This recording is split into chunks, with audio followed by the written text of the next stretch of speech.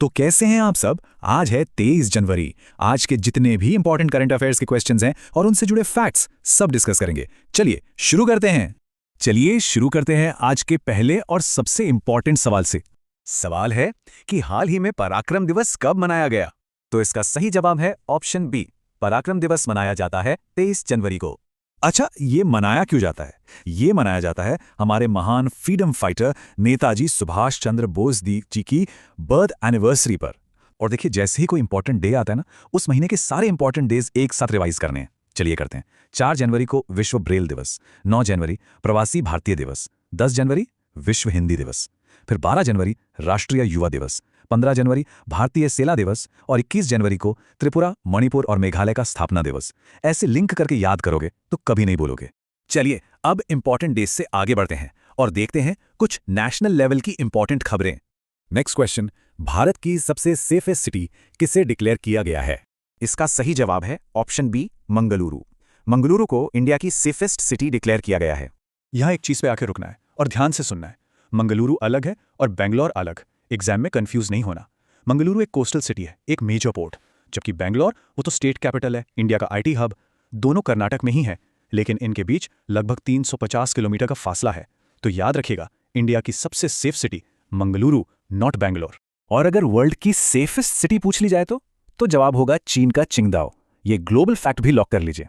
और जैसे ही चीन का नाम आया, स्टैटिक जी के तुरंत कैपिटल बीजिंग, करेंसी रेनमिनबी और प्रेसिडेंट शी जिनपिंग बिल्कुल तेजी से। नेक्स्ट क्वेश्चन, इंडिया का पहला नेट जीरो सिटी बनाने के लिए किस इंडियन स्टेट ने यूएई के साथ एग्रीमेंट साइन किया है?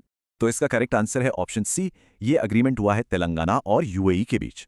अभी हाल ही में वर्ल्ड इकोनॉमिक फोरम 2026 की मीटिंग हुई है डावोस में, और बस वहीं पे तेलंगाना और यूएई ने ये डील साइन की है। गोल क्या है? इंडिया की पहली नेट जीरो सिटी बनाना। अब तेलंगाना का नाम सुनते ही क्या याद आना चाहिए? एक तो कैपिटल हैदराबाद और दूसरा चपाता मिर्च, जिसे जीआई टैग मिला था। अभी वहां के चीफ मिनिस्टर हैं रेवंत रेड्डी और गवर्नर हैं विष्णु देव वर्मा। ये सारे फैक्ट्स एक साथ। और यूएई की बात हुई है तो capital Abu Dhabi, currency UAE dirham और प्रेसिडेंट हैं मोहम्मद बिन जायद अल नहयान। चलिए अब एक सवाल स्पोर्ट्स से। बीसीसीआई ने किस एआई प्लेटफॉर्म के साथ 270 करोड़ रुपए की स्पॉन्सरशिप डील साइन की है? अमाउंट देखिए, 270 करोड़ रुपए। ये फिगर जरूर याद रखना है। तो इसका सही जवाब है option C, Google Gemini. BCCI ने ये डील गूगल के एआई प्लेटफॉर्म जेमिनाई के साथ की है। ओके, अब एक छोटा सा टेस्ट आपके लिए। जैसे ही आप कोस्टा रिका का नाम सुनते हैं, उसकी कैपिटल क्या है? फटाफट नीचे कमेंट्स में लिखकर बताइए। याद रखिए, लिखने से हमेशा के लिए याद हो जाता है। चलिए अब चलते हैं एक रैपिड फायर राउंड की तरफ, जिसमें हम कुछ स्टेट इनिशिएटिव्स और स्पोर्ट्स अपडेट्स कवर करेंगे। तो बिल्कुल ध्यान से सुनिए। नंबर 1, असम ने रिसर्च स्कॉलर्स के लिए 25,000 रुपए पर मंथ की स्कीम शुरू की है। सीएम हैं हिमांता बिस्वा शर्मा और गवर्नर हैं लक्ष्मण आचार्य। नंबर 2, उत्तराखंड के रुड़की में national Paralympic power lifting championship का उद्घाटन हुआ है। सीएम है पुष्कर सिंह धामी। नंबर 3, फुटबॉल में कोस्टारिका की अमेलिया वाल्वेर्दे को इंडियन वुमेन्स टीम का नया कोच बनाया गया है। और नंबर 4, बैडमिंटन में हमारी ओलंपिक मेडलिस्ट साइना नेहवाल ने रिटायरमेंट अनाउंस कर दिया है। ठीक है, तो अब वक्त है एक क्विक रिवीजन का। जो भी हमने पढ़ा है उसको फटाफट रिवाइज करते हैं।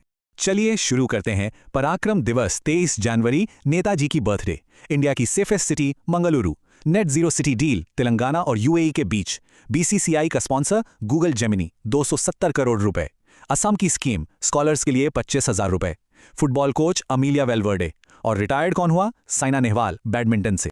रिवीजन के लिए आज के सारे इन्फोग्राफिक्स आप हमारे टेलीग्राम चैनल से डाउनलोड कर सकते हैं। और भूलना मत, कल सुबह ठीक 8 बजे मिलते हैं। हमेशा आपके साथ। देखने के लिए धन्यवाद।